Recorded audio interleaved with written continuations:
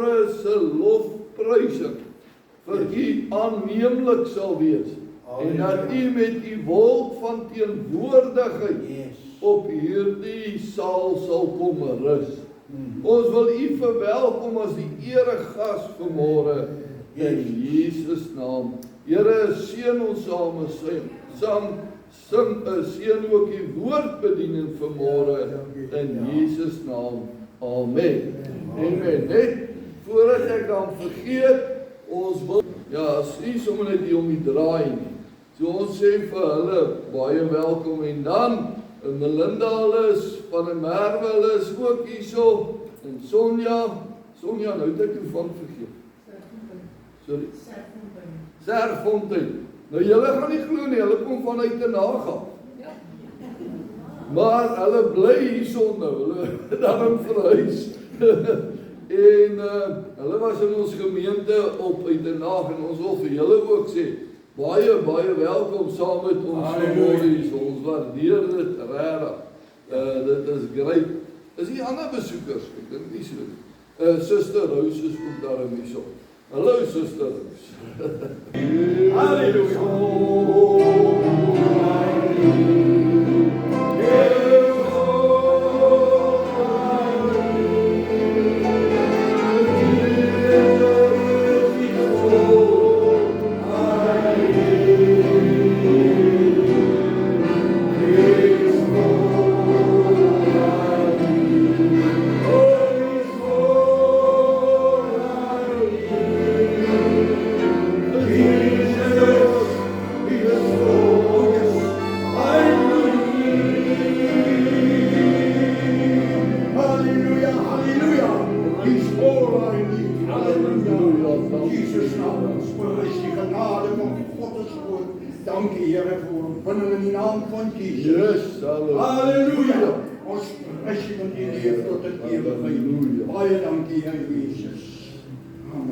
Jesus is all I need.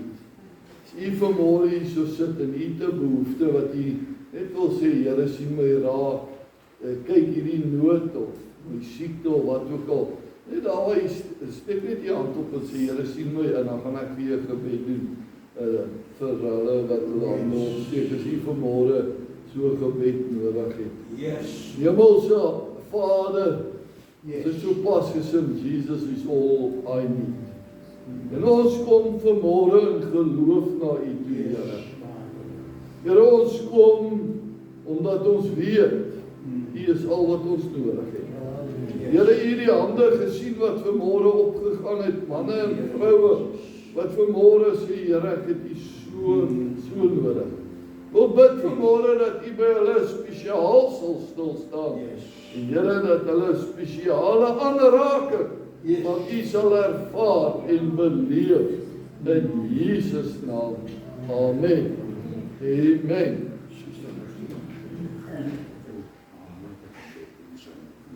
Ok. Goed. Broer Christie gaan net vir Anna gebed doen, hoor. Kom ons bid saam. Baie dankie, Here Jesus, vir groot genade, my Here Jesus. U wat so beskerming gee, oorwinning gee, verlossing gee, genade skenk, my Jesus, wysheid en kennis en openbarings net soos wat die Here dit alleen kan doen. Dat tot vanmôre vir Anna opdraai, Here, aan die voete van u. Nog 'n jaar die haar beskerm, nog geleenthede wat u kom skep, nog waarhede wat u kom bekend maak. Here, my Skepper, en die deel wat sy nie die lewe nog gewees. My God, laat sy optree in die naam van Jesus. En die vuur van God wat die aansteek, is goddelik, is dinamies, is waaragtig, is vertrou, is opreg, Here, is tot in ewigheid dieselfde Jesus, wat gister, vandag, tot in alle ewigheid is. Laat die seën van die Here op haar is, en Jesus vertrou in haar. Loop die Here, sal kostere bezinas alpatoksblama vinam aldetoi, pragmater woont aan die bassenslom, en mepli Hansen zijdsel repugier, en terugopetalis, ben seskem saldatlem, en ei met melodita, en belagnater ik bevoerta kan skeskas in die bianden. Loof die Here, die leerskale. Hou vast wat die het, my sister. In Jesus naam. Vertrouw die Heer op elke goed. In Jesus naam. Amen. Amen, is Linda hierso. Daar's Linda. Linda, Linda, ja. sê kop jou aan. Sy het ook verjaar in hierdie week, die 18de. So baie geluk, Linda, ook met jou verjaarsdag. Maar daar ook vir jou so baie wees soos die galjoen in die see, hoor. Nou, wil ek net so, voordat ek die woord beginne bedien, net sê, toe ek nou my baadjie aantrek, John en Adele, sal julle nou glo nie, toe ek so aantrek, toe onthou ek word gevra om by 'n kerk te gaan bedien waar die dominee 'n beroerte gehad het. En natuurlik besef ek, kyk, ek gaan nou na 'n NG Kerk toe, ek moet nou my ordentlik aantrek. So ek het my wit hemp, wit das, swart soet, my toga, en so is ek daar na die kerk toe, en ek klim uit, en die dominee se vrou stap na my toe en sy sê, Dominee, jy is overdress. My man preek kaal voete, kort broek en 'n T-hempie. Jy gaan trek uit, man, jy is heeltemal. Ek nou vanmôre my baadjie aantrek, en dink ek, okay, nou is ek ook overdress. Maar dit was 3 jaar van baie lekker bedien daar. Ek het natuurlik glad nie dit kon regkry om kaalvoet te bedien nie, maar ek het daarom op een Sondag het ek 'n T-hempie aangetrek. Kan jy dit oorvertel, broer Pieter? Dat ek in 'n T-hempie gaan preek, en toe ek klaar is, toe ek met die dominee verby stap, toe sê hy, broer, ek sien jy kom tot bekering, jy preek daarom nou al in 'n T-hempie, nie met 'n das nie. So, dit was, ek het nou maar net nou daaraan gedink, terwyl ek besig was om aan te trek.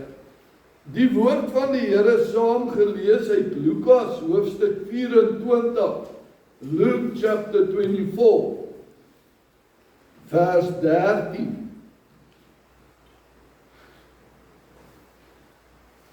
Lukas hoofstuk 24, vers 13. En 2 van hulle was dieselfde dag op pad na 'n dorp wat 8 myl van Jerusalem af is met die naam van Emmaus. En hulle was in gesprek met mekaar oor al hierdie dinge wat voorgeval het. En terwyl hulle praat en mekaar ondervra, kom Jesus self nader en loop met hulle saam. My boodskap vanmôre se titel is Die reis na Emmaus. Kom ons bid saam. Hemelse Vader, baie dankie dat ons vanmôre U woord kon lees. Here, dankie dat U woord tot ons harte gaan spreek. In Jesus naam. Amen. Nou, vriende, die 4de April is dit alweer Goeie Vrydag. Dan is dit Paasnaweek. En in die lig van dit wat oor Paasnaweek gebeur, wil ek 'n bietjie met u gesels en voordat ek nou tot die punt kom wat ek oor wil praat, en eerstens is dat met Jesus se kruisiging het daar sekere dinge gebeur. Maar ek dink een van die dinge wat ek nou ander dag gehoor het en ook vir my geweldig geraak het, is dat Jesus se begrafnis was net deur 2 persone bygewoon. Jesus se begrafnis het nie 'n begrafnisbrief gehad.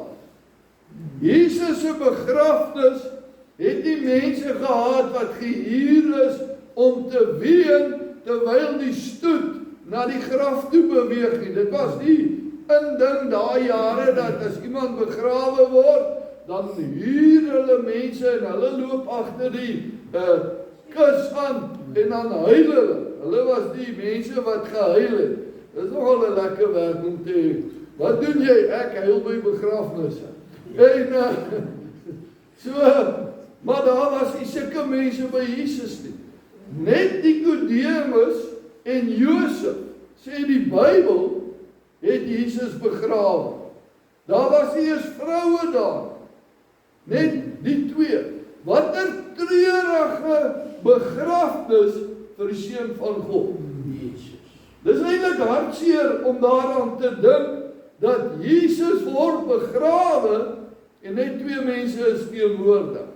Nou ek kan onthou dat ek baie jare gelede in Van 'n Byl 'n oom begrawe het wat amper 100 jaar oud was. En daar het net 5 mense by die begrafnis opgedaag, waarvan ek een was en die orgelis die ander een. So daar was net 3 familielede en ek kan onthou met wat so skok het ek by die huis aangekom en vir Daphne gesê, jy sal dit nie glo nie, ons was net 5 mense. Toe sê sy, ja, maar al sy chommies is al oorlede. So, maar dit was 'n geweldige skok vir my, dat net 5 mense, dan die predikant, die orgelis en 3 mense by die man se begrafnis was.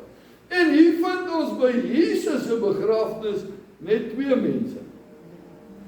En dan vind ons dat sy disippels, sy volgelinge, het nie regtig notisie geneem van wat Jesus gesê het, en regtig ook nie notisie geneem van wat in die Bybel staan in die Ou Testament. Die Ou Testament is baie duidelik, het sê, en hy sal sterwe, hy sal begrawe word, en op die 3de dag sal hy opstaan. Dit staan in die Bybel. Jesus sê vir hulle, ek gaan sterf, ek gaan begrawe word, maar die 3de dag gaan ek opstaan, kry my by Galilea. Wat doen die vrouens daai oggend op die 3de dag? Hulle maak salf by mekaar, hulle maak olie by mekaar, hulle kry nuwe doeke, want hulle wil die liggaam gaan salf, hulle wil die liggaam gaan behandel soos wat die wet dit gee, hulle wil nuwe doodsdoeke omdraai. Dis wat hulle verwag het, dit was hulle verwagting, dis wat hulle geglo het, hulle gaan 'n liggaam daar kry. Hulle het vergeet dat Jesus het gesê, ek gaan opstaan op die 3de dag. Halleluja. Moenie nog al daai goed voorberei nie, moenie julle geld mors om te gaan olie en salf en doeke te gaan koop nie. En dan kom hulle daar by die graf met hierdie verwagting om hom daar te kry, en as die graf leeg is, draai hulle om wanneer Jesus met hulle praat, maar hulle herken hom nie, en sê, meneer tuinier, waar het julle hom gaan wegsteek? Wie het hom gesteel? Wat het van sy liggaam geword? En Jesus sê, het ek dan nie vir julle gesê? Het ek dan nie vir julle gesê, ek gaan opstaan? En vriende, nie net alleen verskyn die Here aan daai dames by die graf nie. Julle het my te lekker laat sing. En maar Jesus verskyn aan ander ook. Hy verskyn aan Petrus. En dan praat hy met Petrus. Petrus wat ek dink wou sê, ag asseblief laat die aarde net oop skeur, dat ek hierin verdwyn, want ek kan Jesus nie in die oë kyk nie. Ek het 4 aande gelede het ek hom verloor. Ek het gesê ek ken hom nie. My Here Jesus. Ek dink hy sit daar met sy kop onderste bo, ander mense lag, ander juig. Maar in sy hart is hy so hartseer, en so teleurgesteld in homself, hierdie groot sterk Petrus. Halleluja. Wat 3 jong meisies, tingerige meisies, nie kon vuis nie. En dan gaan die Here, en u ken, ek is baie lief vir hierdie gedeelte in Johannes 21. Jesus sê, Petrus, yes, het jy my lief?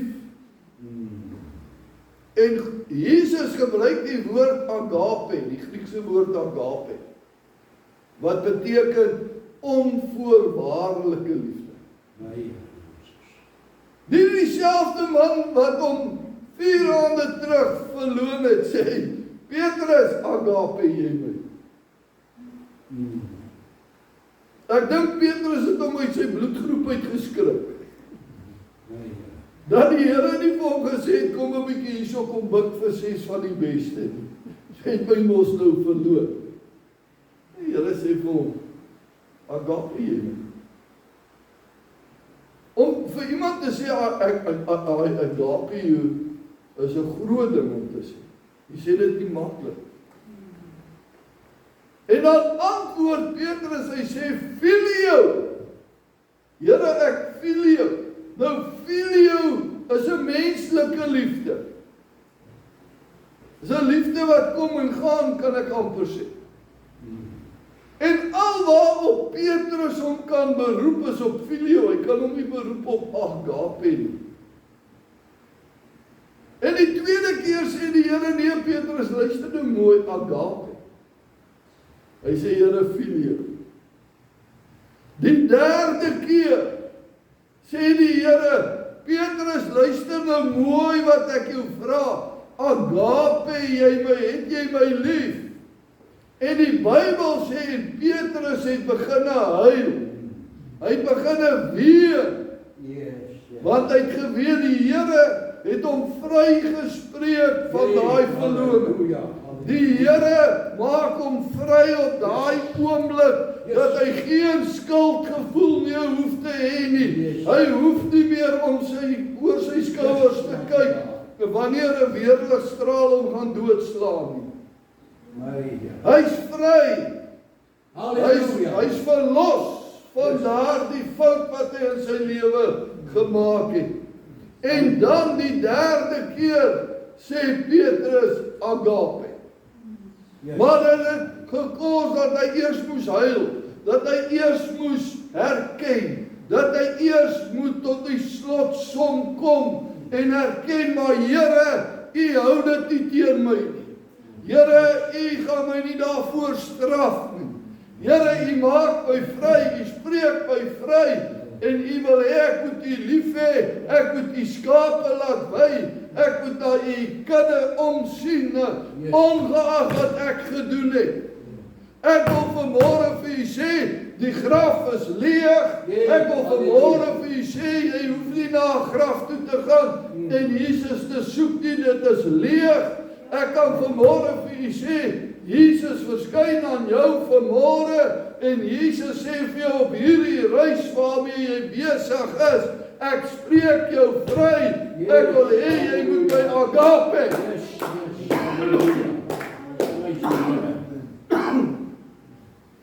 Hier is kosbaar.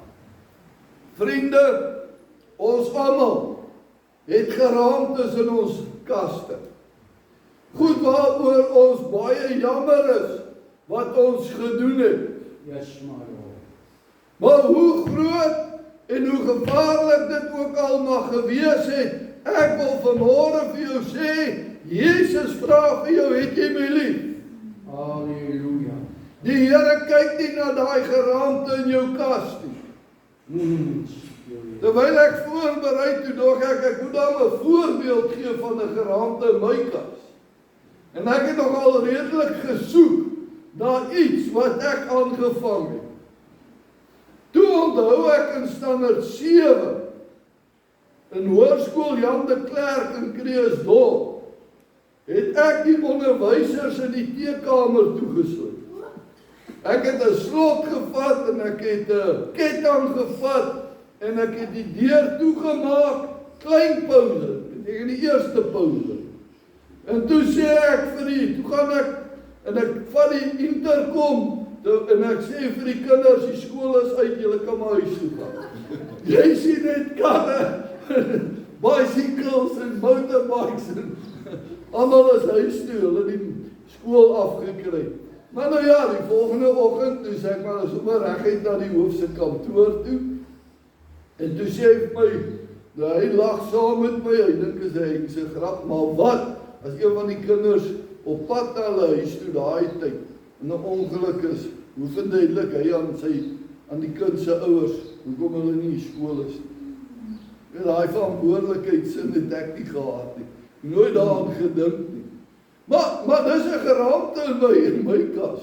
Nou ja, 6 van die beste later, maar ek wil vir julle sê pouse het ek koeldrinks gekry en ek het chips gekry en ek het sjokolade gekry. Ek was in skool self. Maar weet julle wat, die Here het dit nooit teen my gehou dat ek dit gedoen het. Hy het my nog steeds in die bediening toegekom. God is groot, hy is groot. Halleluja. So,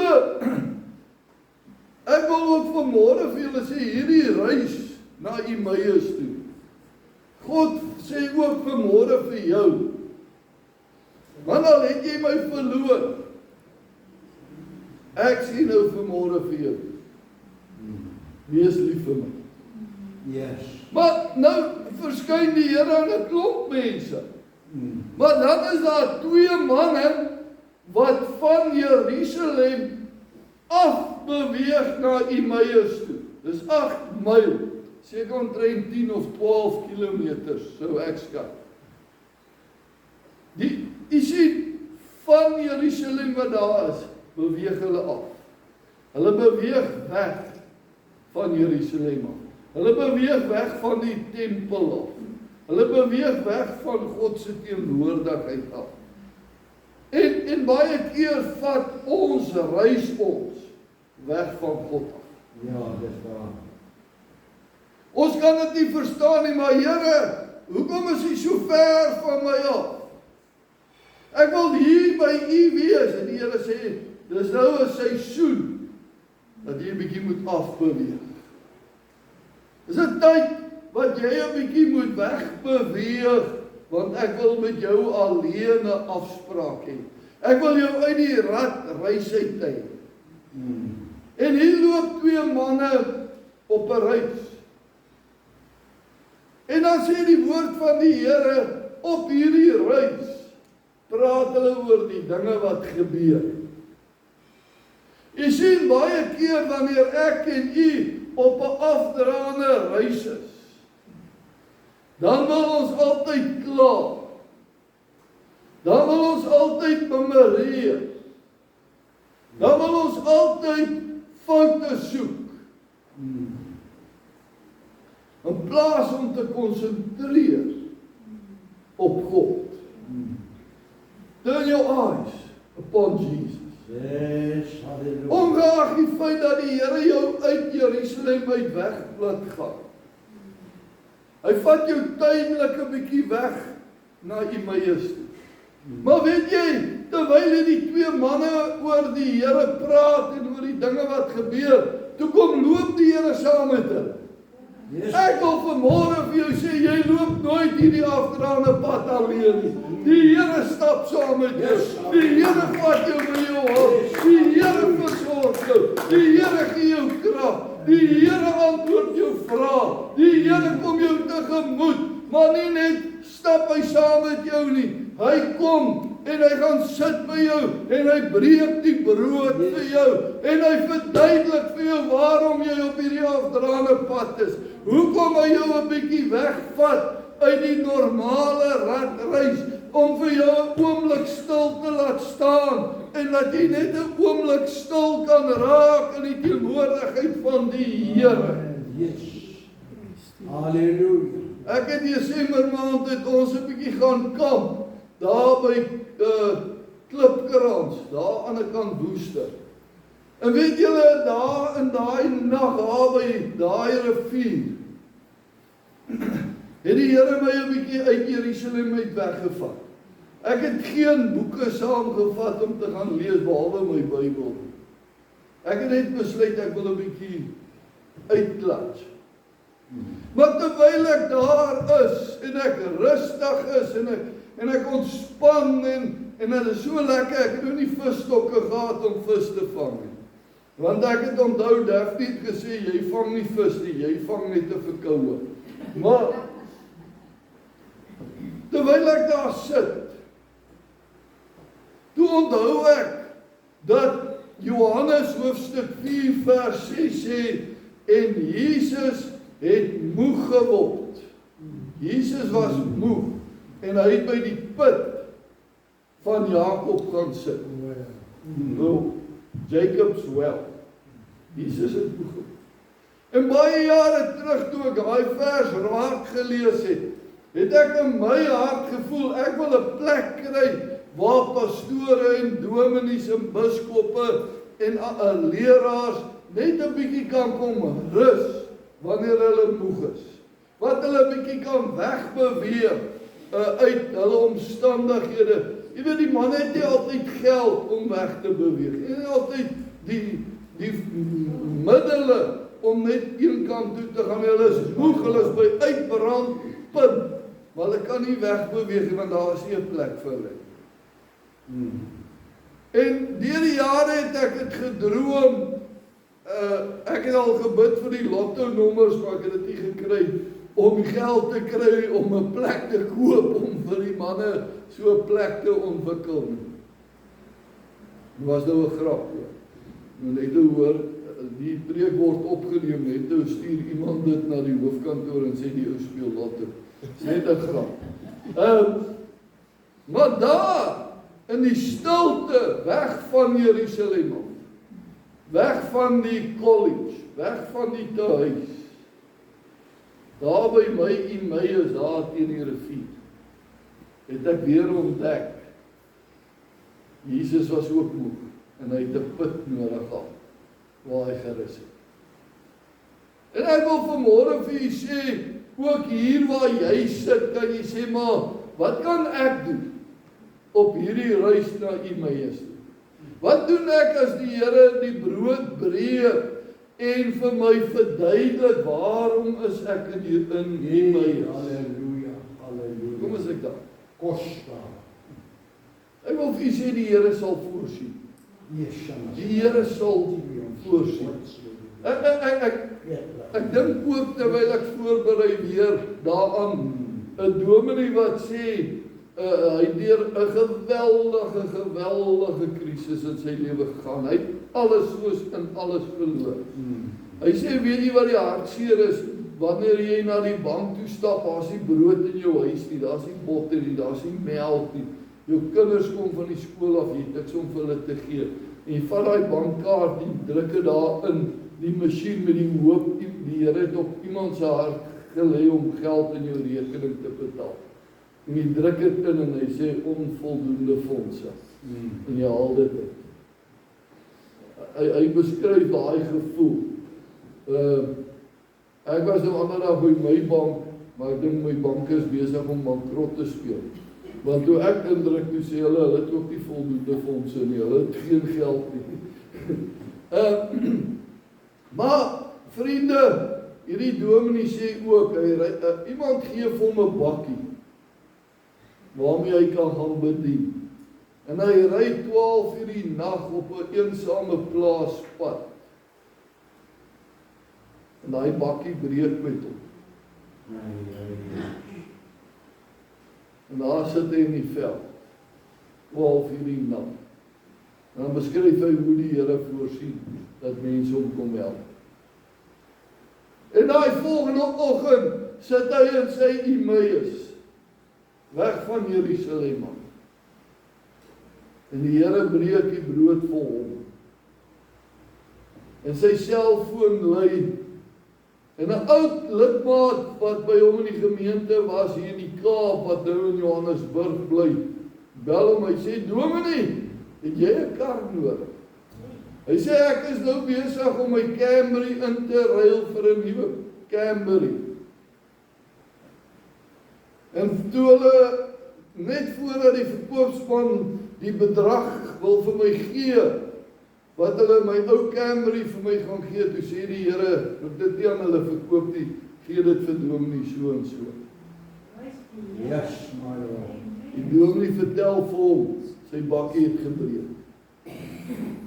Hy sê, broer, ek weet nou net nie, hoe gaan ek daai Camry daar in Johannesburg kry nie, ek bly in die Kaap. Hy sê, door, ek het al lankal lus om weer 'n bietjie die see in die Kaap te sien, ek bring hom sommer gou vir jou. Prys die Here. Weet jy wat gebeur met daai 2 manne van Emmaus? Op hulle reis wat vir hulle hartseer was, wat vir hulle onduidelik was. En Jesus kom en hy breek die brood. En hulle word verlig en daar's 'n opgewondenheid in hulle. Halleluja. Weet julle wat sê die Bybel? Hulle staan net daarop en hulle hardloop weer terug Jerusalem toe. En dan sê die woord van die Here in dieselfde uur kom hulle in Jerusalem aan. Nou ek weet nie van julle wat atlete is nie. Om in 'n uur 12 kilometers te hardloop. Dit vat nog aan 'n man, hè? High speed. Dis high speed. In daai selfde oomblik, daai selfde uur is hulle terug in Jerusalem. Ek wil vanmôre vir jou sê, jou reis het jou miskien vanmôre gevat na Emmaus toe. Maar die Here openbaar vanoggend sy liefde aan jou. Die Here openbaar sy genade aan jou. Die Here gee vanmôre vir jou 'n lied in die hart. Hy gee vir jou 'n woord. Hy gee jou 'n opdrag. Hy gee jou 'n roeping. Hy gee jou 'n salwing. En hy sê, staan op. Hardloop terug Jerusalem toe. Op hierdie oomblik gaan ek jou herstel in Jerusalem. Moenie vertoef in Emmaus nie, maar sien my genade raak in jou lewe.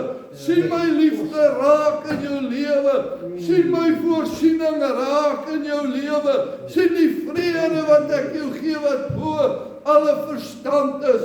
Kom vanmôre tot die besef, God loves me. This I know, for the